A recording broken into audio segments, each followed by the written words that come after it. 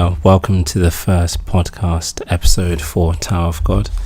For this one, I thought I'll be focusing on Rak Wraithraiser, just simply because he's my favourite character and the reason I continued reading Tower of God, to be honest.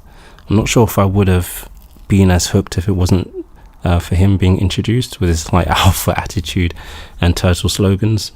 But so far, I'm up to season 2, episode 329. I think the next chapter comes out tomorrow, which should do, because it's on a Monday. But I don't really think it will affect things, to be honest. So far, what we know about Rak, he's just basically like a talking dinosaur with a giant red spear that is searching for something that transcends everything. So we don't really know what that means.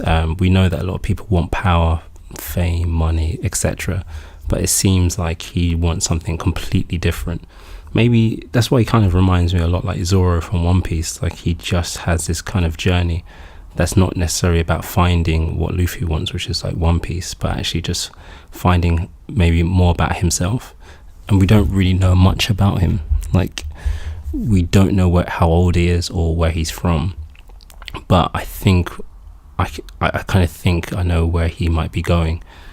So we know recently that he is one of like the native ones, which were like a direct descendant of the people who climbed the tower with what's his name, Jahad, however you pronounce his name.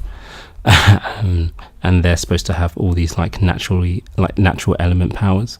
And now that we've been introduced to a character called Ivankel, however you pronounce that as well, I think maybe Rak might join with him. I think we might see a time skip, a bit like in One Piece, like a 2-year time skip where everyone needs to really level up because they've got so close to Jahad. I don't think anyone's really at a level to go against him at this point. So I think we're going to see like a time skip, and I think you're going to see Rak join Ivankel.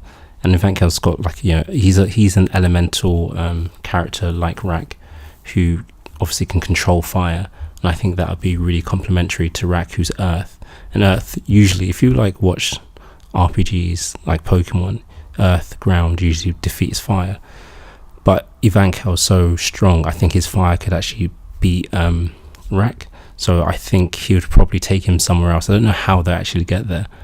And Rak will go with Ivankel, and they'll go into some kind of training mode where he'll find out more about himself, what the native one means, and how to get stronger to try and achieve this goal of his of transcending everything. And when you look at Ivankel, he's essentially a giant inferno when he releases his powers. And when he did, an ancient elephant came out, which is really symbolic because it shows that the native one is quite deeply tied to an animal, really, like Rak, like that elephant that Ivankel displayed.